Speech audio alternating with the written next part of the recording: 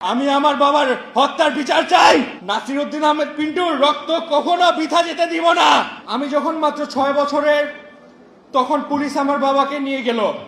একটা ছোট ছেলের চোখের সামনে তার বাবাকে ছিনিয়ে নেওয়া হলো। আমার মা অনেক কষ্ট করে আজকে আমাকে আর আমার ভাইকে এই পর্যন্ত নিয়ে আসলো। এই 17 বছরে আমার বাবাকে একদিনের জন্য মুক্ত শ্বাস নিতে দেওয়া হয়নি। তাদের উদ্দেশ্য ছিল একটা, শহীদ নাসিরউদ্দিন আহমেদ পিন্টুর মনোবল ভঙ্গ করা, তার সম্মান ভঙ্গ করা, তার স্পিরিট ভেঙে ফেলা।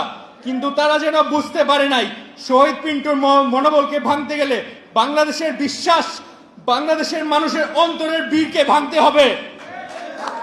আমার বাবাকে মিথ্যা মামলায় ফাঁসানো হলো, শুধু তার একটা দোষ, তিনি কখনো তার মাথা নিচা করে নাই, কখনো ভাঙেনি, কখনো ফ্যাসিস্টের সাথে সমঝোতা করেনি, কখনো কোনো হতাশার মুখে মাথা নিচা করেনি।